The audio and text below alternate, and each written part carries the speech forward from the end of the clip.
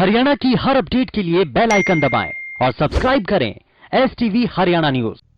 नमस्कार, आप देख रहे हैं हरियाणा न्यूज और मैं हूं आपके साथ शुभेंदु सिंह और बुलेटिन की शुरुआत कर रहे हैं बड़ी खबर के साथ। निकाय चुनाव में वोटिंग का आखिरी आधा घंटा बचा है और अब आगे जो है अब सिर्फ कोरोना मरीज मतदान कर रहे हैं। जो कोरोना संक्रमित हैं वो इस समय वोटिंग कर रहे हैं और प्रदेश में शांतिपूर्ण तरीके से निकाय चुनाव अब चल रहे हैं। 3 नगर निगमों के लिए इस दौरान वोटिंग हुई है। अंबाला, सोनीपत, पंचकुला नगर निगम के लिए वोटिंग हुई है। साथ ही इसमें रेवाड़ी नगर परिषद के लिए भी वोटिंग की जा रही है। और आपको जैसा कि लगातार हम जानकारी दे रहे हैं कि अब सिर्फ कोरोना संक्रमित जो मरीज हैं वही जो लोग हैं वो वोटिंग कर रहे हैं। धारू, हेड़ा, सांपला, उकलाना नगर पालिका के लिए वोटिंग है।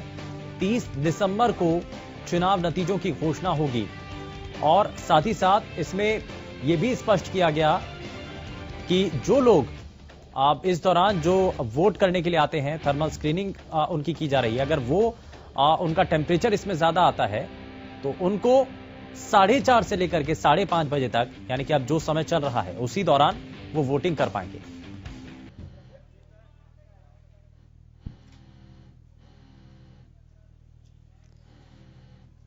तो ये तस्वीरें लगातार हम आपको दिखा रहे हैं और इन तस्वीरों के जरिए आप देख पा रहे हैं कि कैसे मतदान हुआ है शांतिपूर्ण तरीके से। इस दौरान मतदान जो है किया जा रहा है। मतगणना माफ कीजिएगा, मतदान केंद्रों पर जो लोग हैं वो पहुंच रहे हैं। और आप साथ ही साथ ये भी बता दें कि अब सिर्फ जो कोविड पेशेंट हैं उनको ही मतदान करने का अब उनके लिए समय है, उनका ही ये मौका है। और निकाय चुनाव में वोटिंग का सिर्फ अब आधा घंटा बचा हुआ है, आखिरी आधा घंटा है। और निकाय चुनाव में अब यह बहुत कम समय रहा है। दरअसल निकाय चुनाव में वोटिंग का आखिरी आधा घंटा है। अब सिर्फ कोरोना मरीज जो कि मतदान इस दौरान कर रहे हैं और प्रदेश में शांतिपूर्ण निकाय चुनाव इस वक्त चल रहा है।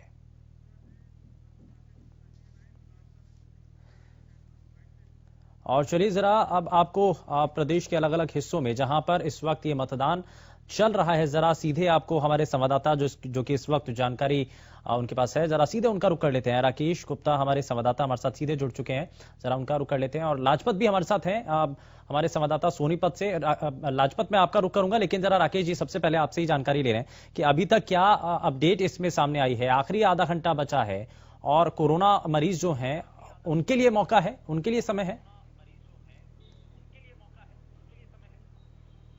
अब बिल्कुल देखिए, जो इस नगर निगम चुनाव की बात करें, 3 निगमों के चुनाव की बात करें तो मतदाताओं का रुझान जो है कम नजर आया है मतदान को लेकर। आप जानते हैं कि कोविड संक्रमण का काल चल रहा है और ये माना जा सकता है कि इसी की वजह से जो लोग मतदाता कम निकले हैं। सबसे ज्यादा मतदान जो है 50% के आसपास, क्योंकि अभी जो स्टेट इलेक्शन कमीशन की साइट है उस पर 49 पॉइंट समथिंग जो है दिखाया गया है मतदान। इसी तरह से सोनीपत नंबर 2 पर है और पंचकूला जो है नंबर 3 पर है 33% के साथ। हालांकि इसमें 2-4-5% की जो है हेरफेर होगी, क्योंकि साइट अपडेट होगी तो उसमें इतना अंतराल आ जाता है। ये आधा घंटा पहले साइट अपडेट हुई है तो उसमें ये आंकड़ा जो है ये दिया गया है। लेकिन ये स्थानीय सरकार चुनने के लिए जो मतदान है बहुत कम है। जैसा हम शुरू से कहते रहे हैं कि लोगों के स्थानीय मुद्दे होते हैं, शहर गली नुक्कड़ की बात होती है, पार्कों की बात होती है, सड़कों की बात होती है। तो ऐसे में यहाँ पर लोगों का बड़ा रुझान रहता है चुनाव मतदान को लेकर, अपने नुमाइंदे को चुनने को लेकर, क्योंकि उन्हें अपने जो सेक्टर का, अपने मोहल्ले का नुमाइंदा मिलता है तो ऐसे में उनमें रुझान ज्यादा रहता है। लेकिन जिस हिसाब से मतदान देखने को मिल रहा है वे बहुत व्यापक रूप से कम कह सकते हैं। आप जानते हैं कि जिस तरह से कोविड को लेकर हालांकि इलेक्शन कमीशन ने बाकायदा व्यवस्था की थी, लेकिन बावजूद इसके एक कारण ये माना जा सकता है कि बड़ा भय लोगों में रहा। हालांकि कई नुमाइंदों से, जो मेयर पद के उम्मीदवार हैं, उपेंद्र कौर बालिया थी और भाजपा के कुलभूषण गोयल थे, उनसे बात हुई तो उनका ये भी कहना है कि ईयर एंडिंग है और लोग छुट्टियों में गए हैं इस वजह से। लेकिन मेरा मानना यह है कि 15-20% लोग पंचकूला शहर के छुट्टियों पर नहीं गए होंगे, क्योंकि जिस तरह इस दौर में कोरोना के काल चला है और लोग घरों में दुबके रहे हैं, तो इतनी बड़ी लार्ज जो एक नंबर है, बड़ी संख्या है, उसमें छुट्टियों पर या ईयर एंड बनाने के लिए लोगों का बाहर जाने का जो कहना है या तर्क है, वो हाँ। समझ में नहीं आता है, क्योंकि कुछ लोग जा सकते हैं और जो कम मतदान है वो हमारा मानना यही है कि इसी का जो संक्रमण के काल में लोग कम निकले हैं। दूसरी बात अब 4:30 से 5:30 के समय की रही, इसमें भी ज्यादा रुझान जो है देखने को नहीं है। और ये एक जो समय रखा गया है स्पेशल, ये कोविड संदिग्धों के लिए था, ना कि कोविड मरीजों के लिए। कोविड संदिग्ध वो लोग हैं जो सुबह मतदान केंद्रों पे आए और उन्हें खांसी जुकाम था या बुखार था, वो उन्हें जो है उस समय अलाउ नहीं किया गया, तो उनके लिए 4:30 से 5:30 टाइम था। यहाँ जिस मतदान केंद्र पर हम हैं, यहाँ पर जर्नल लोगों के साथ ऐसे संदिग्ध लोगों को भी जो है अलाउ किया जा रहा है। हालांकि यहाँ पर ज्यादा संख्या में जो है संदिग्ध नहीं आए, हालांकि थर्मल स्कैनिंग हुई है सबकी, सैनिटाइजर सबको दिया गया, ग्लव्स दिए गए हैं सबको, जिनके पास मास्क नहीं था वो दिए गए, सोशल डिस्टेंसिंग के लिए घेरे बनाए गए थे यहाँ पे सर्कल्स, ताकि लोग अपना डिस्टेंस मेंटेन करें जी। बावजूद उसके ये एक जो एक निगम का जो वार्ड है, सजग वार्डों में से है, यहाँ बड़ी संख्या में हमने सुबह से दिखाया है कि किस तरह से जो बुजुर्ग हैं, महिलाएं हैं, युवा हैं, सब अपने अधिकार का प्रयोग करने आए, लेकिन नंबर उतना नहीं बन पाया, उतना नंबर नहीं आया जिसकी उम्मीद थी। ऐसी उम्मीद लगती थी कि जी बिल्कुल। तो और इस को लेकर जो है जी जी जी बताएं। ठीक है राकेश जी, मैं जरा वापस लौटता हूं आपके पास। लाजपत हमारे संवाददाता सोनीपत से हमारे साथ बने हुए हैं। लाजपत, अभी हलचल क्या है, क्योंकि अब तो कोरोना संदिग्धों के लिए जो मौका है, अब जो आधा घंटा बचा हुआ है, सिर्फ आखिरी आधा घंटा है, तो ऐसे में लोग पहुंच रहे हैं क्या?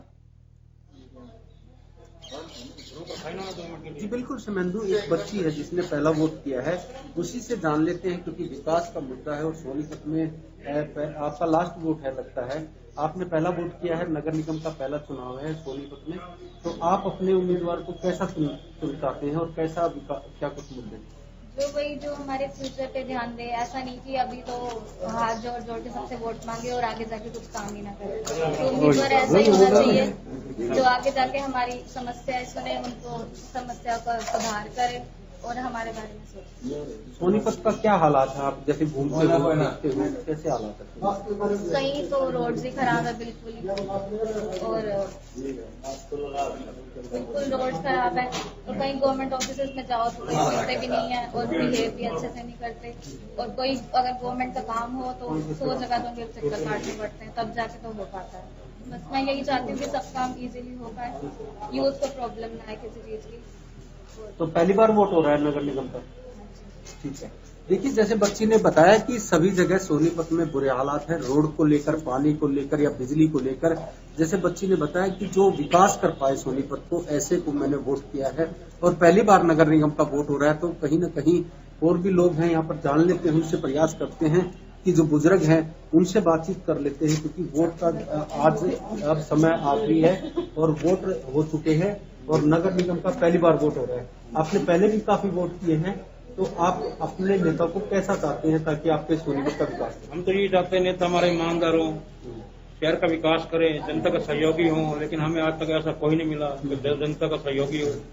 सारे ऐसे ही हैं, एक ही थाली के चट्टे बट्टे, विकास नाम के ऊपर इनके भागने लगते हैं। हम इनके पीछे पीछे अब भागेंगे, आज हमारे पीछे भाग रहे हैं, अब हम इनके पीछे भागेंगे, 5 साल हमें ढूंढना पड़ेगा। जी बिल्कुल। देखिए, जैसे और भी व्यक्ति हैं उनको जानने के प्रयास करते हैं कि जो सोनीपत में अब लास्ट समय बचा है, आप थोड़ा सा जाइए, आपसे बातचीत करते हैं, क्योंकि वोट डाला है आपने, तो कैसा नेता चाहते हैं आप सोनीपत में, ताकि आपकी वोट मिल जाए, तो आप सोनीपत का विकास कर सकते हैं? सोनीपत का विकास तो धीरे धीरे हो रहा है, लेकिन मतलब उस प्रॉपर तरीके से नहीं हो रहा। इसी वजह से हमने सरकार भी चाहती थी कि ये काम हो, हमारे प्रत्याशी बने लोकल वार्ड के। तो अब हमें पूरी उम्मीद है कि जो भी हमने चुना है, जिस नेता को, ईमानदार को चुना है, वो अच्छी तरह से हमारे विकास करेगा, और इसी वजह से ही हम बढ़ चढ़ के वोट देने के लिए आए। जी बिल्कुल। और भी महिला है, उनसे जान लेते हैं, प्रयास करते हैं। देखिए, महिला ने मना कर दिया, लेकिन आपको बता दें शुभेंदु, सोनीपत का इतिहास गवाह है, चौधरी देवीलाल को यहाँ से हार का सामना करना पड़ा। चौधरी भूपेंद्र सिंह हुड्डा को यहाँ पर हार का सामना करना पड़ा। अब जो सोनीपत की जनता है उसके हाथ में चाबी है कि किसकी किस्मत का ताला खुलेगा, क्योंकि ईवीएम मशीन में सभी वोटरों ने अपने अपने उम्मीदवार के लिए वोट कर दिया है और 30 तारीख को किसकी किस्मत खुलती है ये आने वाला वक्त बताएगा। आपको बता दें, दिखा दें कि लगातार जो है अब सिर्फ आधा घंटा बचा है, लेकिन आधे घंटे की तस्वीरें आपको लाइव दिखा दें कि यहाँ पर जो बिल्कुल खाली हो चुका है, कोई भी यहाँ पर वोटर नहीं दिखाई दे रहा है। हमारे को अंदर जाने की परमिशन नहीं है। पुलिस कर्मचारी हमारे को देखते हैं कि अगर अंदर की तस्वीरें दिखा दे। ये देखिए, इसने मास्क ही नहीं लगाया है और बिल्कुल आप देख सकते हैं बातचीत आप लाइव देख सकते हैं कितना सोशल डिस्टेंसिंग है। ये लाइव तस्वीरों में है, आपको दिखा दे बता दे कि अंदर की तस्वीरें दिखाने का प्रयास करते हैं कि देखिए हमारे को अंदर जाने की परमिशन नहीं है, लेकिन हम गेट से ही तस्वीरें लाइव दिखा दें। अंदर बिल्कुल खाली है, क्योंकि खाली इसलिए कि अब मतदाता बिल्कुल यहाँ पर सभी ने अपना मत किया है। आपको दिखा दे बता दें कि लगातार जो है यहाँ पर जो है सभी वोट हो चुकी है। एक व्यक्ति और हैं तो उनसे जान लेते हैं कि मतदान जो हो रहा है उसको लेकर क्या कुछ जानकारी है, क्योंकि सोनीपत का इतिहास गवाह है। उनसे भी जान लेते हैं। आपने मास्क क्यों नहीं लगाया था जी? तो अब सोनीपत का नगर निगम का चुनाव है और पहली बार हो रहा है। आपने काफी वोट की होंगी, कैसे नेता को वोट किया है, कैसा नेता चाहते हैं आप? हमारे को तो साफ छवि वाला नेता चाहिए। लोग खराब या ऐसे नेता हमारे को नहीं चाहिए। जो काम करा सके वो नेता चाहिए हमारे। ठीक है, प्रयास करते हैं कि और लोग भी यहाँ पर जो जानने का प्रयास करते हैं कि जो मतदान हो चुका है, बुजुर्ग व्यक्ति हैं, उनसे भी जान लेते हैं, क्योंकि उन्होंने काफी वोट की होंगी और काफी एज लग रही है, बुजुर्ग है और नगर निगम का पहली बार चुनाव सोनीपत में हो रहा है। तो आप क्या मानते हैं, कैसा नेता चुना आपने? मैं तो यहाँ सरकारी नौकरी करता हूँ साहब, मैं यहाँ मेरी वोट भी है। ठीक है, फिर भी कैसा राजनीतिक आदमी चाहिए आपको, या सोनीपत का विकास करे? अच्छा आदमी चाहिए। ठीक है, अच्छा चाहिए, ठीक करे जो वो ठीक। बढ़िया। आपको और भी यहाँ पर लोग आ रहे हैं, उनसे जानने का प्रयास करते हैं, क्योंकि सिर्फ आधा घंटा बचा है। 3 व्यक्ति हैं, एक ने तो मास्क ही नहीं लगाया है, अंदर आ रहे हैं और बच्ची भी है उनके साथ, महिला भी है। आपने मास्क क्यों नहीं लगाया? कोरोना काल है और आप अंदर वोट करने आए हैं। हाँ जी, हाँ। तो महिला है, उनसे जान लेते हैं। जैसे आप पहली बार सोनीपत में मतदान करने आए हैं और नगर निगम का चुनाव पहली बार हो रहा है, आप कैसा नेता चाहते हैं कि जो कि आपके शहर का विकास हो? जो देश का विकास करे, सबकी प्रॉब्लम को समझे, गरीबों की ज्यादा सुने। जी आप ठीक है, मैं जरा लाजपत, आप हमारे साथ बने रहिए। बिल्कुल आपने सीधी तस्वीरें हमारे दर्शकों तक पहुंचाई हैं और लगातार आप लोगों से बात कर रहे हैं। हम वापस लौटेंगे आपके पास, लेकिन हर्षवर्धन इस बीच हमारे संवाददाता भी हमारे साथ कार्यक्रम में जुड़ चुके हैं, जरा उनका रुख कर लेते हैं। हर्षवर्धन, अभी तक हलचल क्या है, क्योंकि वोटिंग परसेंटेज जो अभी तक देखने को मिला है, क्योंकि 4:30 बजे तक आम लोगों के लिए वोटिंग करने का पूरा तरीके से खुला हुआ था, लेकिन अब 1 घंटा जो था वो कोरोना संदिग्धों के लिए था और अब तो उसमें भी सिर्फ जो है ज्यादा समय नहीं रहा है, लगभग 15 मिनट के आसपास का समय है। तो क्या इसको लेकर के हलचल अभी देखने को मिल रही है?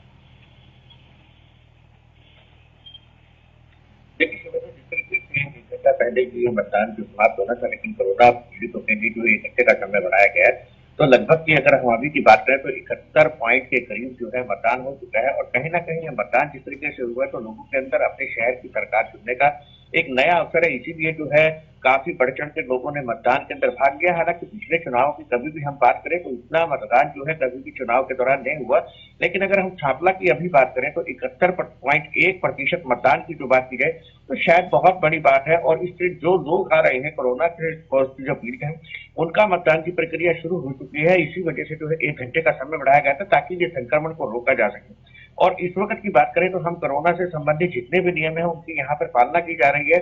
बाकायदा मास्क लगा के उनको बुलाया जा रहा है, सैनिटाइज किया जा रहा है, उसके बाद अंदर जाने से पहले उनका टेम्परेचर तक चेक किया जा रहा है। तो क्योंकि जिस तरीके से चुनाव ड्यूटी के अंदर जो तैनात हैं उन्हें भी इस चीज से बचाना है, तो ऐसे को लेकर के जो है अभी मतदान की प्रक्रिया जारी है और काफी लोग जो है अभी भी लाइन के अंदर लगे हुए हैं। जी शिविर। लेकिन हर्षवर्धन, सापला के अंदर देखा गया कि बहुत अच्छा जो है वोटिंग परसेंटेज अभी तक वहां रहा है, तो लाइन में जो लोग लगे हुए थे उनको भी क्योंकि मौका होता है, जो लोग लाइन में लगे रहते हैं उनको आगे वोटिंग करने के लिए अनुमति दी जाती है। तो कितना बदलाव अभी देख रहे हैं, क्योंकि 4:30 बजे के बाद जो 1 घंटा रहेगा मुख्य तौर पर वही जो 4:30 बजे तक की जो मतदान प्रतिशत है वही सामने है, उसके अंदर ज्यादा बड़ा तो कोई फेरबदल नहीं हो पाएगा।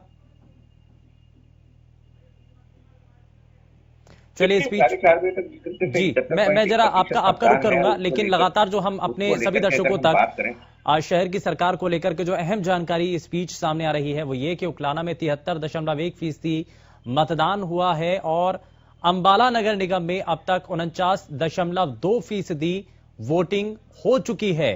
पंचकुला नगर निगम में 33.5% अब तक मतदान हुआ है और सोनीपत नगर निगम में 44.6% मतदान हुआ है।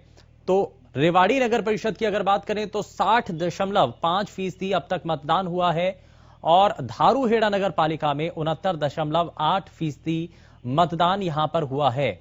वहीं सापला की अगर बात करें, जिसका हम जिक्र भी कर रहे थे, 71.1% मतदान हुआ है। और जरा आगे बढ़ते हुए उकलाना की बात करें, उकलाना में 73.1% मतदान हुआ है और यह आखिरी समय में उकलाना के अंदर बहुत तेजी के साथ जो वोटिंग परसेंटेज है वो बढ़ा है और ये इसमें बहुत महत्वपूर्ण चीजें हैं। लेकिन अभी जो तस्वीरें हैं, क्योंकि अब जो बहुत हद तक कम समय रहा है वो कोरोना संदिग्धों के लिए है, क्योंकि जो इससे पहले तक 4:30 बजे तक जो लोग पहुंचे, थर्मल स्क्रीनिंग क्योंकि लगातार उनकी की जा रही थी, ऐसे में कोई भी शख्स जिसका टेम्परेचर ज्यादा आ रहा था, संभावित लग रहा था कि कोरोना संक्रमित हो सकता है, तो उसको वापस से 4:30 से 5:30 बजे के बीच में इस दौरान उनको बुलाया गया।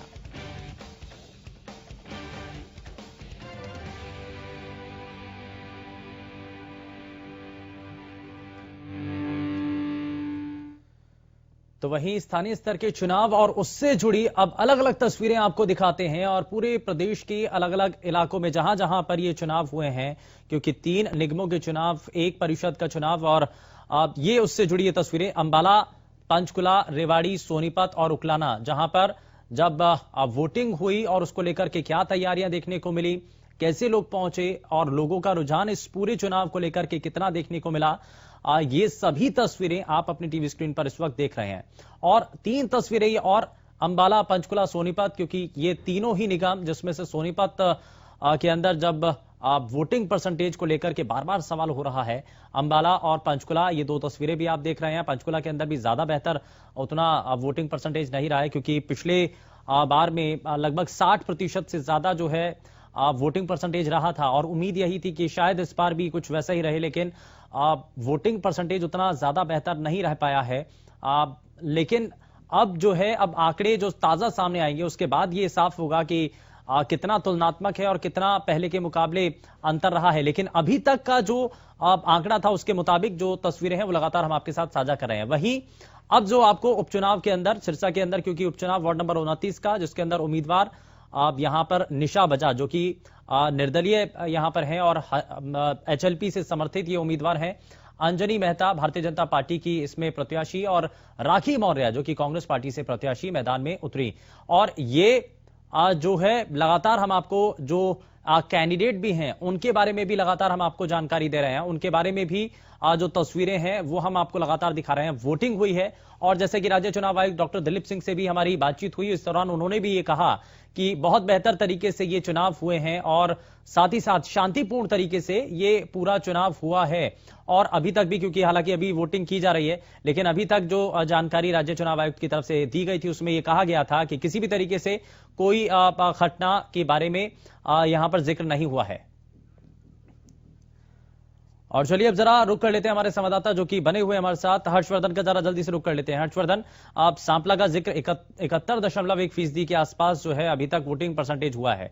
अब जो 4:30 बजे के बाद इसमें, क्योंकि आप जो लेटेस्ट आंकड़े सामने आएंगे, जो ताजा आंकड़े होंगे, उसमें कुछ हद तक ज्यादा बदलाव होगा, उम्मीद है? जिस तरीके से 71.1% मतदान हो चुका है, हो सकता है कि थोड़ा सा बदलाव जरूर आ सकता है, क्योंकि हम बिल्कुल ये नहीं कह सकते कि बदलाव नहीं आएगा। कुछ ना कुछ परसेंटेज जरूर बढ़ेगा, लेकिन लोगों के अंदर जिस तरीके से 71% से ऊपर जाकर के मतदान हुआ है, तो वो कहीं ना कहीं शहर की सरकार चुनने के लिए लोगों के अंदर एक उत्सुकता नजर आ रही थी।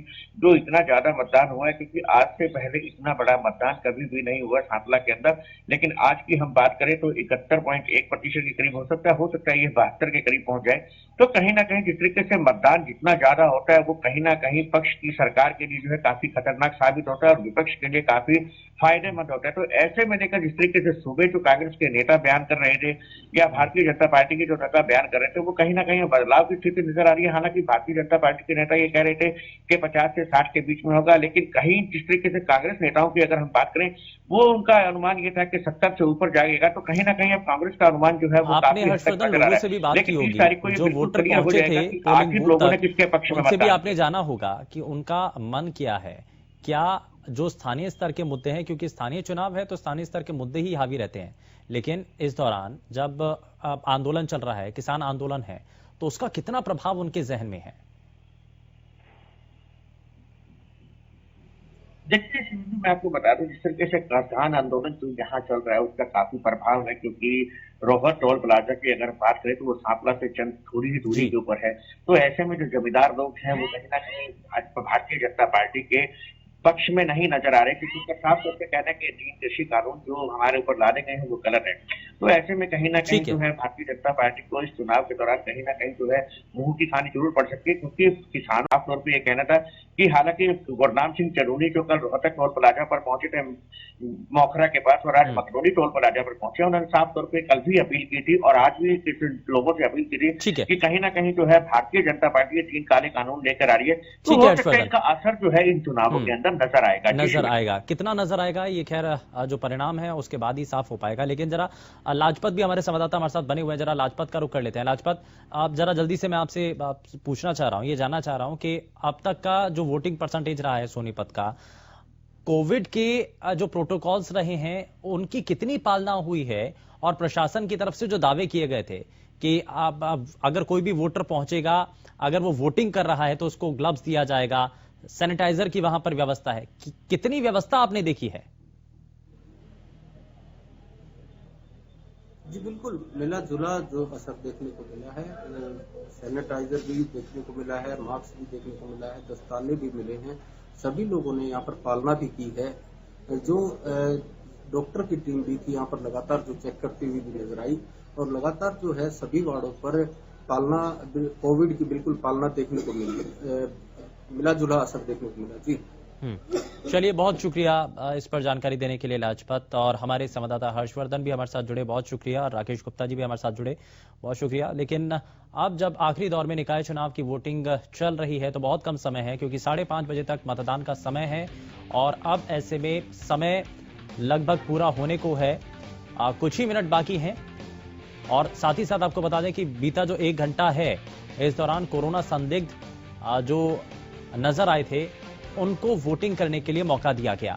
लेकिन अब ज्यादातर जो हमारे संवाददाताओं ने इस बारे में बताया, पोलिंग बूथ पर क्या स्थिति थी, क्योंकि सन्नाटा था, ज्यादा लोग वहां पर थे नहीं। तो ऐसे में जो 4:30 बजे तक की स्थिति थी, यानी कि जितनी वोटिंग 4:30 बजे के आसपास तक हुई थी, वो एक मुख्य तौर पर एक वोटिंग परसेंटेज था। लेकिन ये माना जा रहा है कि उसके बाद ज्यादा कुछ उस आंकड़े के अंदर बदलाव देखा नहीं जा सकेगा, क्योंकि ज्यादा वोटर्स इस दौरान नहीं पहुंचे हैं, और कई इसमें मुद्दे रहे हैं जो कि लोगों के जहन में रहे। लोगों ने अलग अलग विषयों को लेकर के इस दौरान मतदान किया। कई लोगों का यह मानना था कि सड़कें, पानी, बिजली और जो सौंदर्यीकरण के जो इलाकों के में जो पार्क हैं उनका जो विकास होना चाहिए था, इलाके का जो बुनियादी स्तर पर जो डेवलपमेंट होना चाहिए था, उसके आधार पर उन्होंने अपना नेता चुना है। यहां राजनीतिक विश्लेषकों का भी ये मानना था कि ये जो चुनाव है बहुत छोटा चुनाव होता है, इसमें पार्टी सिंबल पर भी जो चीजें होती हैं, जो फायदा उनको होता है, लेकिन कितना फायदा होता है, जरा हमारे संवाददाता अनूप कुंडू हमारे साथ जुड़ चुके हैं, जरा उनका भी रुख कर लेते हैं। अनूप, क्या अभी तक हलचल है? बहुत कम समय, अब लगभग समय खत्म होने वाला है। जी बिल्कुल, अब कुछ चंद मिनट ही बची हैं, उसके बाद जो मतदान की प्रक्रिया वो समाप्त। जिस प्रकार से एंट्री होगी और उसमें जितनी लंबी लाइन होगी, सबसे जो लास्ट पे मतदाता होगा उसके हाथ में एक पर्ची दे दी जाएगी जिसपे अंक होंगे, और उसके बाद जितने लोग हैं उनको सभी को पर्ची दे दी जाएगी, ताकि जो बाउंड्री के अंदर आगे हैं सबका मतदान हो सके। और ज्यादा लंबी लाइन नहीं है, यहीं 25-30 लोग ऐसे लाइनों में दिखाई दे रहे हैं। हो सकता है कि बहुत जल्दी ही जो समय है 5:30 बजे का, उस समय तक सारा मतदान प्रक्रिया जो है पूरी हो जाएगी। और उसके बाद उकलाना के जो बीडीपीओ कार्यालय है वहाँ पे स्ट्रांग रूम बनाया गया है, सारी ईवीएम वहां पर रख दी जाएगी और 30 तारीख को इसकी मतगणना होगी जी। लेकिन अनूप, उकलाना के अंदर ठीक ठाक वोटिंग हुई है, तो इसको किस तौर पर देखें? क्योंकि कुछ लोगों का ये मानना था कि किसान आंदोलन भी चल रहा है, तो कई लोगों ने बाइकआउट किया है। दूसरा, जो वोटिंग परसेंटेज बाकी इलाकों में कम रहा है, उसका एक आधार कोरोना संक्रमण का दौर भी बताया जा रहा है। लेकिन उकलाना के अंदर जो जिस हिसाब से वोटिंग हुई है, क्या कारण इसके पीछे रहा है? और कुछ अभी बताया जा रहा है प्रशासनिक अधिकारियों के द्वारा, क्योंकि अधिकारी तो ये कह रहे थे कि हमने लोगों को जागरूक किया, इसी वजह से जो है वोटिंग जो है ठीक ठाक हुई है। जी नहीं, बिल्कुल अधिकारियों की तो जो मेहनत है, जो उन्होंने काम किया है वो किया ही है। लेकिन यहाँ ये उकलाना क्षेत्र की अगर बात करें तो अधिक वोटिंग जो पहले 60 से 65% मानी जा रही थी, वो 80% से ऊपर जाने की संभावना अभी तक है उसकी। तो यहाँ पर किसानों का जो आंदोलन है उसका एक बहुत बड़ा कारण माना जा रहा है। और यहाँ पर जो जेजेपी बीजेपी का गठबंधन का जो प्रत्याशी है उसके अगेंस्ट में बहुत ज्यादा वो मतदान हुआ है। और ये भी हो सकता है कि वो तीसरे चौथे नंबर की लड़ाई में अपना कहीं न कहीं नामांकित करा पाए। और लोग किसान थे जो, वो एक भावना के साथ आए थे कि हमें किसान आंदोलन का समर्थन करना है, और कहीं न कहीं जो यहाँ का गठबंधन का प्रत्याशी है उसके अगेंस्ट उन्होंने मतदान किया है। एक बहुत बड़ा कारण सामने राजनीतिज्ञों के अनुसार ये भी निकलकर सामने आया है जी। लेकिन ये स्थानीय स्तर का चुनाव है अनूप, तो कितना इसका, क्योंकि हम बाकी जगहों पर भी जब संवाददाता बता रहे थे तो उन्होंने कहा कि लोगों से पूछा भी, लोगों ने कहा कि स्थानीय स्तर का चुनाव है, किसान आंदोलन के दौरान तो राजनीति ही हो रही है, तो कितना प्रभाव इसका रहा है? जैसा कि आप कह रहे हैं कि आप किसानों का एक तरफा जो है रुझान देखने को मिला है, तो कितना असर है? देखिए, अन्य जगह का तो नहीं कह सकते, लेकिन उकलाना भी इसका बहुत अधिक प्रभाव देखने को मिला है। क्योंकि जेजेपी बीजेपी गठबंधन का जो प्रत्याशी है, जब तक ये सिंबल पर चुनाव नहीं लड़ रहा था तो इसको मुख्य धारा में गिना जा रहा था कि एक बहुत मजबूत उम्मीदवार के तौर पे उकलाना में चुनाव लड़ेगा। लेकिन जैसे ही सिंबल उस पर आया, उस दिन से लगातार उसका चुनाव दिन प्रतिदिन गिरता चला गया। और आज पोजीशन ये है कि वो तीसरे चौथे स्थान पर कहीं न कहीं अपनी लड़ाई लड़ रहा है। ये बहुत बड़ा कारण किसान आंदोलन का माना जा रहा है। यहाँ पर जो जेजेपी के राज्य मंत्री हैं अनूप गानक, उनका निवास स्थान है, उनका ये विधायकीय क्षेत्र है, तो यहाँ पर किसानों का जो गुस्सा था वो कहीं न कहीं इसके ऊपर जरूर फूटा है। चलिए, बहुत शुक्रिया अनूप, इस पर आप हमारे साथ जुड़े, आपने जानकारी दी। तो ये लगातार हम प्रदेश के अलग अलग इलाकों से, यानी कि जहां जहां पर भी इस वक्त वोटिंग की जा रही है, हमारे संवाददाता वहां से जानकारी दे रहे हैं, वहां से सीधी तस्वीरें आप तक पहुंचा रहे हैं। लेकिन 30 दिसंबर को जब नतीजे घोषित होंगे तभी ये साफ हो पाएगा कि आखिर किस तरीके का चुनाव रहा है, कौन कौन से मुद्दे रहे हैं और किसको जीत इस पूरे चुनाव के अंदर मिल पाती है। ये सभी चीजें 30 तारीख को ही साफ हो पाएंगे। लेकिन उससे पहले सिर्फ कयासों का दौर है, क्योंकि इसमें वोटिंग परसेंटेज को लेकर के तो बार बार ये कहा ही जा रहा है कि कोरोना संक्रमण का दौर है और एक तरीके से ये स्थानीय स्तर का चुनाव है, तो शायद हो सकता है कि लोगों ने उतना रुझान इस चुनाव को लेकर के नहीं दिखाया। लेकिन कई ऐसी जगह हैं, खास करके हम ग्रामीण इलाकों की बात करें, चाहे इसमें उकलाना हो चाहे सांपला हो, इन दो जगहों पर वोटिंग अच्छी खासी हुई है और दोनों ही जगहों पर 70% से ऊपर जो है मतदान हुआ है। तो ये जो है इसका फैक्टर क्या रहा है? क्या किसान आंदोलन का जो असर था वो इन इलाकों में पड़ा है, कितना पड़ा है, ये सभी चीजें खैर नतीजों के बाद ही साफ हो पाएंगी। लेकिन ये लगातार जो प्रशासन की तरफ से भी तैयारियां की गई थी, शुरुआत में जो जानकारी मिल रही थी कि सुबह सुबह लोग जो है अपने घरों से उतना नहीं निकले थे घरों से बाहर वोटिंग के लिए, लेकिन जैसे जैसे समय बीतता चला गया वैसे वैसे लोगों का अपने घरों से निकलना जारी रहा, शुरू हो गया। और उसके बाद लोगों ने बढ़ चढ़ करके इस मतदान में अपनी भूमिका निभाई और लोगों ने वोटिंग भी की। और यही कारण रहा है कि कई जगहों पर तो अच्छी वोटिंग रही है, लेकिन कई जगह ऐसी भी रही हैं जहां पर उम्मीद के मुताबिक भी वोटिंग बहुत कम रही है। हालांकि प्रशासन की तरफ से भी इस दौरान जो है लगातार ये कोशिश की जाती रही कि लोगों को जागरूक किया जा सके, ज्यादा से ज्यादा लोग अपने घरों से बाहर निकल करके वोटिंग करें। लेकिन अब 5:30 बजे का जो समय है, क्योंकि तभी तक की ये वोटिंग होगी और 5:30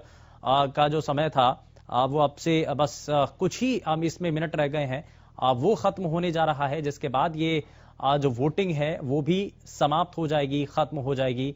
और उसके बाद सिर्फ इंतजार होगा तो नतीजों का, और समय खत्म हो चुका है। अब सिर्फ पोलिंग बूथ के अंदर ही जो लोग रुके हुए हैं, जो लाइनों में लगे हुए हैं, सिर्फ वही लोग अपना वोट डाल सकते हैं। प्रदेश में शांतिपूर्ण तरीके से चुनाव हुआ है। प्रदेश के 3 नगर निगमों के लिए वोटिंग हुई है, जिसकी बारे में जानकारी लगातार हमने आप तक पहुंचाई है। अंबाला, सोनीपत, पंचकुला, इन 3 निगमों के लिए वोटिंग हुई है। वहीं रेवाड़ी नगर परिषद के लिए भी मतदान इस दौरान हुआ है, जिसमें लोगों ने अपनी भूमिका निभाई है। प्रदेश की 3 नगर पालिकाओं के लिए मतदान हुआ और साथ ही साथ धारूहेड़ा, सांपला, उकलाना नगर पालिका के लिए वोटिंग हुई है, जिसमें सांपला और उकलाना में बहुत अच्छी वोटिंग हुई है। 30 दिसंबर को अब आज जो मतदान हुआ है उसके नतीजे सामने आएंगे, लेकिन निकाय चुनाव के लिए मतदान का समय अब खत्म हो चुका है, समाप्त हो चुका है और जो समय दिया गया था वह पूरा हो चुका है। पोलिंग बूथ के अंदर जो सिर्फ लोग लाइन में लगे हुए थे, सिर्फ वही लोग वोट कर पाएंगे। और हालांकि बीता जो 1 घंटा है उसके अंदर जो कोरोना संदिग्ध हैं उनको एक मौका दिया गया था। 1 घंटे का दौर सिर्फ उन्हीं लोगों के लिए था जो इससे पहले तक मतदान के लिए पहुंचे, क्योंकि थर्मल स्क्रीनिंग उस दौरान की जा रही थी। ऐसे में जिस भी शख्स का अगर थर्मल स्क्रीनिंग में संदिग्ध नजर आता है या उनका टेम्परेचर थोड़ा सा ज्यादा नजर आता है तो उनको 4:30 बजे से लेकर के 5:30 बजे तक यानी कि 1 घंटे का समय उसी दौरान बुलाया गया था, क्योंकि वो कोरोना संदिग्धों के लिए एक अलग से वोटिंग टाइम दिया गया था। और अब जो है पूरी तरीके से स्थिति साफ है और जब वोटिंग परसेंटेज पूरा सामने आएगा, कुल मिलाकर के अभी तक क्या उसको लेकर के जानकारी है, क्योंकि अभी 4:30 बजे तक का जो वोटिंग परसेंटेज था वो हमने आपको बताया, लेकिन उसके बाद कितना इसमें इजाफा होता है 4:30 बजे के बाद वो फिलहाल देखना होगा। लेकिन प्रदेश के 3 निगमों के लिए वोटिंग हुई है, जिससे जुड़ी लगातार हम आपको जानकारी पहुंचा रहे हैं। अंबाला, सोनीपत, पंचकुला, जहां पर अलग अलग जगहों से हमारे संवाददाता बने हुए थे जिन्होंने सीधी जानकारी आप तक पहुंचाई। आम लोगों के मुद्दे क्या हैं वो हमने आपको बताने की कोशिश की है, क्योंकि इसमें बुनियादी चीजें हैं और स्थानीय स्तर की बातें हैं जिसको लेकर के लोगों ने वोटिंग की है। लेकिन कई ऐसी भी जगह है जहां पर यह माना जा रहा है कि किसान आंदोलन का इस पर प्रभाव पड़ा है। हालांकि कई राजनीतिक दल और खास करके भारतीय जनता पार्टी इस बात से इनकार कर रही है। कांग्रेस इसको प्रबल तरीके से मान रही है कि जैसा कि बड़ौदा के अंदर भी, हरियाणा के अंदर इस किसान आंदोलन का असर देखने को मिला था, वैसा ही कुछ प्रभाव इस बार के चुनाव में, निगम चुनाव में देखने को मिलेगा। लेकिन कितना इसका असर होता है, कितना इसका फायदा कांग्रेस पार्टी को मिलता है, क्योंकि एक और महत्वपूर्ण चीज ये भी कि ऐसा पहली बार हो रहा है हरियाणा के अंदर कि कांग्रेस पार्टी अपने पार्टी सिंबल पर चुनाव लड़ रही है, वो भी स्थानीय स्तर के। तो ये अपने आप में बड़ी चुनौती भी है और अगर इस एक्सपेरिमेंट के अंदर कांग्रेस पार्टी सफल होती है तो एक बड़ी जीत होगी कांग्रेस पार्टी के लिए। और हालांकि इससे पहले भी मंथन चलता रहा था। कांग्रेस पार्टी के जो इससे पहले के प्रदेश अध्यक्ष रहे अशोक तंवर, वो लगातार ये मांग करते रहे थे कि पार्टी सिंबल पर स्थानीय स्तर के चुनावों को लड़ा जाए। हालांकि कई ऐसे गुट भी थे जो कि ये मांग मना करते थे कि पार्टी सिंबल पर चुनाव लड़ना पार्टी के लिए नुकसानदायक होगा, कैंडिडेट के लिए नुकसानदायक होगा। लेकिन इस बार जो है पूरी तरीके से दृढ़ इच्छा के साथ कांग्रेस पार्टी ने यह स्टैंड लिया है कि वो पार्टी सिंबल पर चुनाव लड़ेंगे।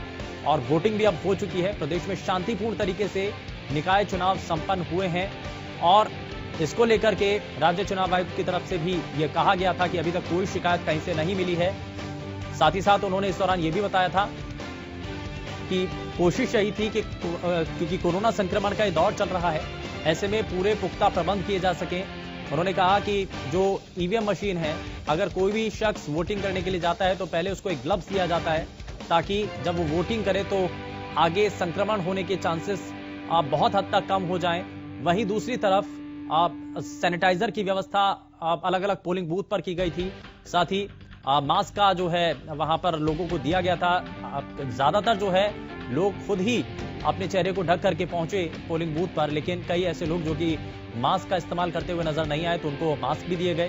तो ये पूरी व्यवस्था की गई थी। और साथ ही साथ हरियाणा के अंदर निगम चुनाव और कोरोना संक्रमण के इस दौर में जब चुनाव हुए हैं तो वहीं जो दूसरे राज्य हैं और खास करके देश की राजधानी दिल्ली के जो चुनाव आयुक्त हैं वो भी हरियाणा में पहुंचे, बाकायदा ये देखने के लिए कि इस संक्रमण के दौर में कैसे इन चुनावों को शांतिपूर्ण तरीके से संपन्न कराया जाता है। गोवा के राज्य चुनाव आयुक्त भी पहुंचे, उनसे भी हमारे चैनल के द्वारा बातचीत की गई।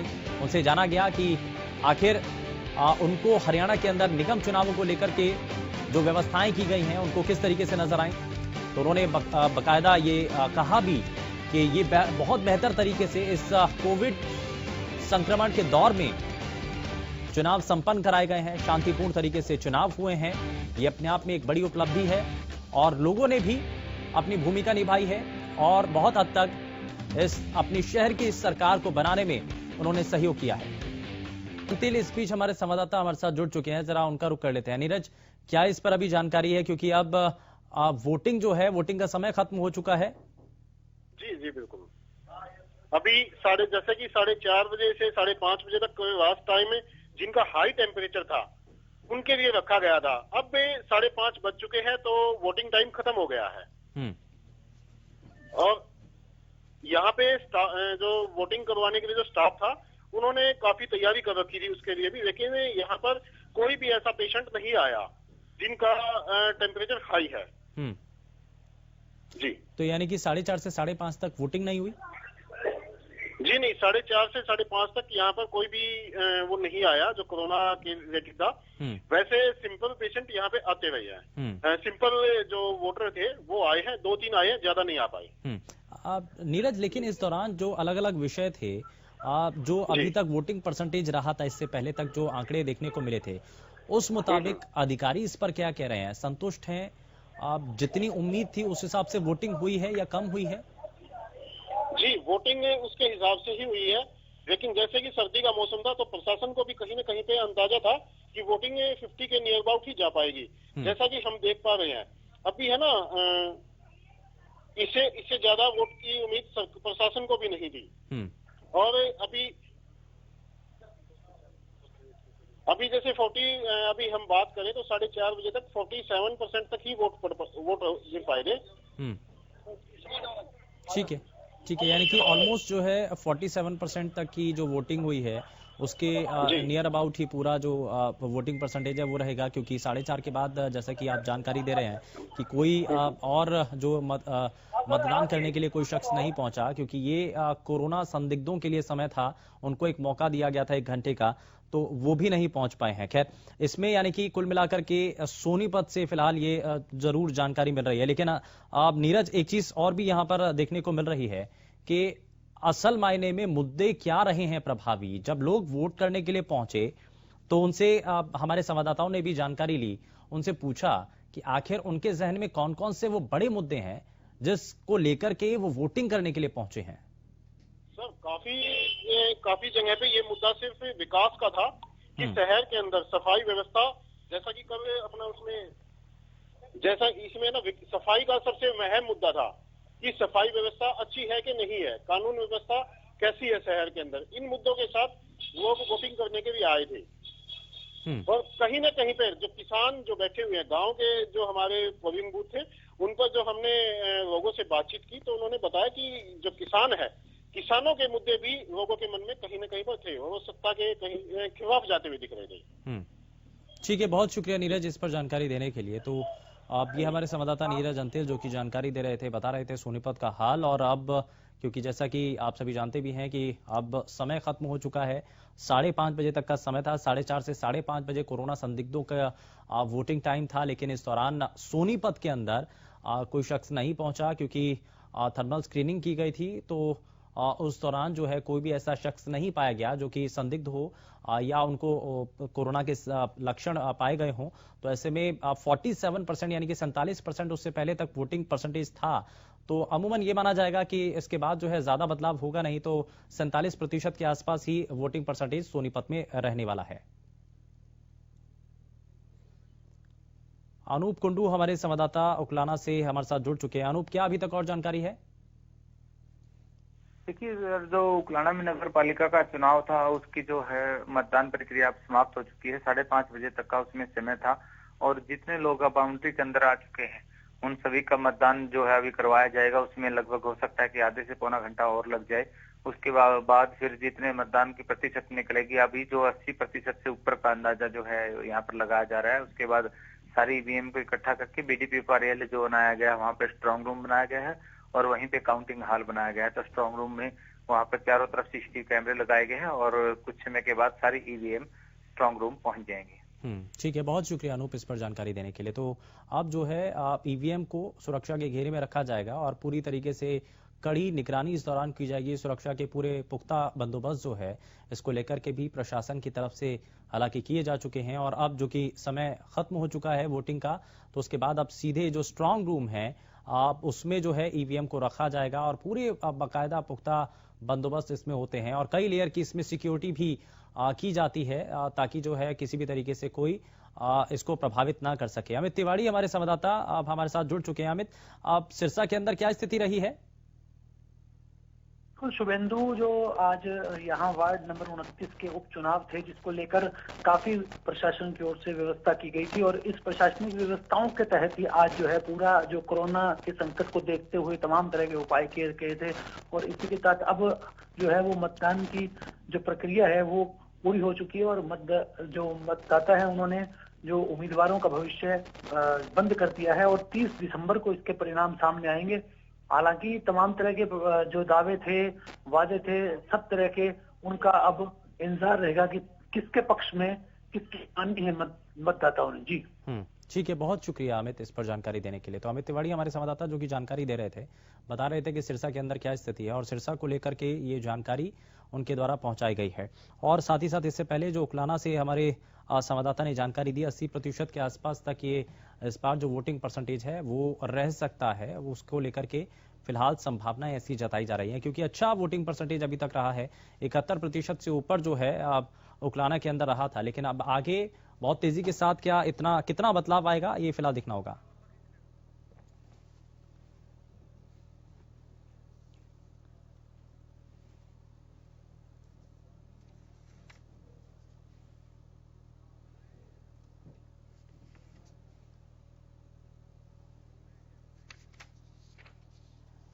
और हर्षवर्धन हमारे संवाददाता हमारे साथ एक बार फिर से कार्यक्रम में जुड़ चुके हैं। हर्षवर्धन, बताइए क्या जानकारी है?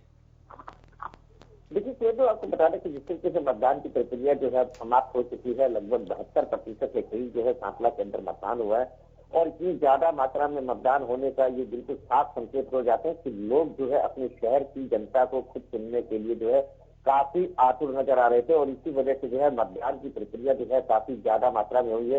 तो ऐसे को लेकर कहीं ना कहीं जो मुझे जो नजर आ रहा है, जिस तरीके से लोगों से हम मिले हैं, जनता से हम मिले हैं, तो ये किसान आंदोलन का असर जो है वो कहीं ना कहीं मतदान के ऊपर होता हुआ बिल्कुल नजर आ रहा है। जी शिवेंद्र, यानी कि असर नजर आया है और लोगों ने इस मुद्दे को जो है अपने जहन में रखा है और इसीलिए वोटिंग भी की है। और जो वोटिंग परसेंटेज रहा है इसको लेकर के जो विश्लेषक हैं उनका क्या मानना है और जो प्रशासन है उम्मीद क्या है, अब संभावित क्या है, क्योंकि अभी तक पूरा जो है आंकड़ा वो अभी तक सामने नहीं आया होगा, संभावना क्या है, कहां तक पहुंचेगा आंकड़ा? देखिए, आपको मैं बता दूं शिवेंद्र, विश्लेषकों की अगर हम बात करें तो उनका साफ तौर पर कहना है कि ज्यादा मतदान होना कहीं ना कहीं सरकार के खिलाफ होता है। अगर कम मात्रा में मतदान हो तो वो सरकार के हक में नहीं होता है। लेकिन प्रशासन की अगर बात करें तो प्रशासन की वजह से किसी प्रकार का कोई भी जो बात है वो सामने नहीं है। हालांकि जिस तरीके से सांसला जो ये जगह थी, ये भूपेंद्र सिंह हुड्डा का गढ़ माना जाता है और यहाँ पर जो शुरू से अगर बात की जाए तो कहीं ना कहीं छुटपुट हिंसा की जो बातें थी वो सामने जरूर नजर आई थी। लेकिन अगर हम आज की बात करें तो यहाँ किसी प्रकार की कोई हिंसात्मक घटना नहीं है। चुनाव शांतिपूर्ण तरीके से हुआ है और तमाम जो कोविड-19 के जितने भी नियम है उन सभी की पालना करते हुए इस चुनाव को संपन्न कराया गया है। जी शिवेंद्र, लेकिन इस दौरान कई जगहों पर ये कहा जा रहा था कि संवेदनशील और अति संवेदनशील वो पोलिंग बूथ माने गए थे और हालांकि राज्य चुनाव आयुक्त की तरफ से भी कहा गया कि शांतिपूर्ण तरीके से मतदान हुए हैं। तो किसी तौर पर किसी पोलिंग बूथ पर कोई ऐसी घटना? देखिए शिवेंद्र, बिल्कुल किसी प्रकार की कोई घटना किसी भी मतदान केंद्र पर नहीं हुई है। हालांकि टूटू मैच की अगर हम बात करें तो वो एक अलग मामला है। लेकिन जिस तरीके से जो संवेदनशील और अति संवेदनशील जिस बूथों को बोला जा रहा था, वहां पर सुबह से ही ये आशंका थी कि कहीं ना कहीं कोई गड़बड़ी जरूर होगी, कोई हिंसा जरूर घटेगी। लेकिन प्रशासन की अगर हम बात करें तो जिस तरीके से प्रशासन की तरफ से इंतजाम किए गए थे, उसको ऐसा लगता है कि प्रशासन को पहले से इन जगहों को लेकर के चिन्हित किए होते प्रशासन ने कि यहाँ ये घटनाएं हो सकती हैं, उनको पहले से ही जो है प्रशासन ने अपने कब्जे में ले रखा था और किसी प्रकार की कोई भी घटना जो है आज के चुनाव के दौरान होती हुई नजर नहीं आई। तो ये कहा जा सकता है कि प्रशासन जो है कहीं ना कहीं चुनाव शांतिपूर्ण करवाने में काफी जो है सक्षम रहा है। जी शिवेंद्र, चलिए बहुत शुक्रिया इस पर जानकारी देने के लिए हर्षवर्धन। तो अब जो चुनाव संपन्न हुआ है, वोटिंग जो संपन्न हुई है वो शांतिपूर्ण तरीके से हो पाई है और इसके लिए प्रशासन की तरफ से जो प्रयास थे वो पूरे रहे हैं। और एक बड़ी चुनौती होती है क्योंकि एक तो कोरोना संक्रमण का दौर है और ऐसे में चुनावों का होना और साथ ही साथ संवेदनशील और अति संवेदनशील जो पोलिंग सेंटर हैं वहां पर शांतिपूर्ण मतदान, ये एक तौर पर बड़ी उपलब्धि प्रशासन के लिए माना जा सकता है।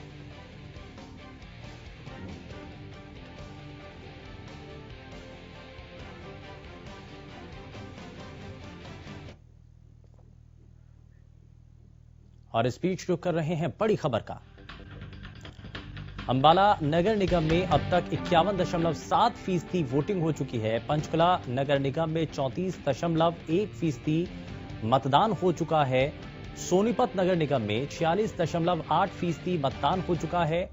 और ये नगर निगम की इससे पहले तक जानकारी, लेकिन रेवाड़ी नगर परिषद में 60% के आसपास मतदान हुआ है। धारूहेड़ा नगर पालिका में 70.8% मतदान हुआ है। सांपला नगर पालिका में 71.1% मतदान अब तक हो चुका है। उकलाना के अंदर 77.9% मतदान हुआ है। वहीं अंबाला नगर निगम में अब तक 51.7% वोटिंग हुई है।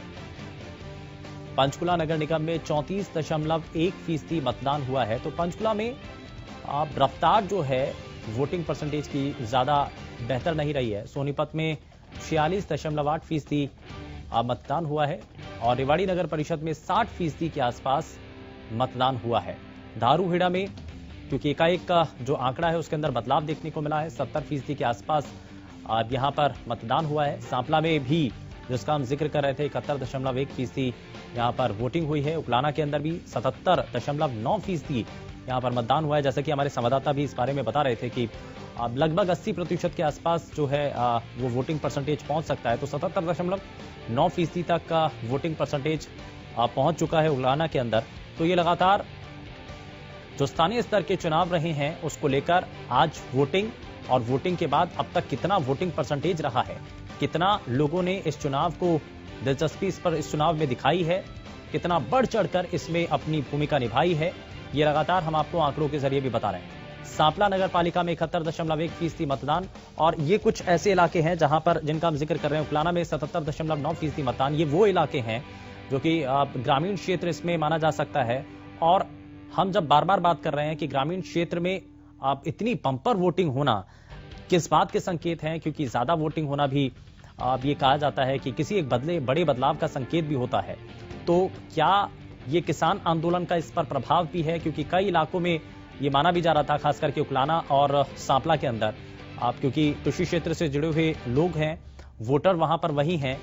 तो कितना इसका प्रभाव रहा है ये फिलहाल नतीजे ही साफ कर पाएंगे, क्योंकि जब 30 दिसंबर को नतीजे सामने होंगे तो ये साफ होगा कि आखिर जनता ने किसको चुना है, कौन कौन से मुद्दे हैं, मुद्दों के आधार पर ये चुनाव लड़े गए हैं, वोटिंग की गई है, या फिर इसमें और दूसरे जो एंगल रहे हैं, या फिर आंदोलन जो इस वक्त किसान कर रहे हैं उसका प्रभाव भी इस निगम के चुनाव पर पड़ा है।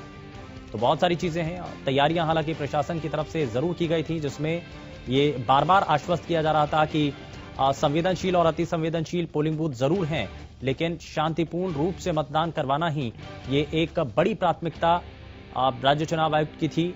राज्य चुनाव आयोग लगातार इस बात को सुनिश्चित कर रहा था कि किसी भी तरीके से कोई अप्रिय घटना ना हो, इस बात का भरोसा बार बार दिलाया जा रहा था। लेकिन वोटिंग परसेंटेज जिस तरीके से रहा है, क्या उसको लेकर जो प्रशासन है और खास करके चुनाव आयोग है, क्या इस बारे में एक बार फिर से मंथन करेगा, विचार करेगा, क्या कारण रहे हैं, क्यों आखिर लोग ज्यादा इस चुनाव के अंदर बढ़ चढ़कर हिस्सा नहीं ले पाए।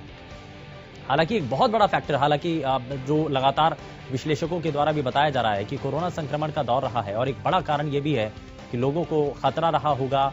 और दूसरा इसमें क्योंकि नए साल का समय भी है, तो जैसा कि पंचकुला से जो प्रत्याशी हैं वो भी इस बारे में कह रही थी कि क्योंकि नया साल है, लोग अपने घरों से बाहर भी होते हैं, तो शायद इस वजह से वोटिंग परसेंटेज कम रहा हो। लेकिन खैर प्रशासन को इस बारे में जरूर विचार करना होगा कि जो तैयारियां, जितनी जागरूकता उन्होंने जिस मुताबिक की थी, क्या उसके आधार पर परिणाम उनको मिले हैं, पहले के मुकाबले कितना वोटिंग परसेंटेज कम रहा है या ज्यादा हुआ है, उस बारे में आकलन भी करना होगा।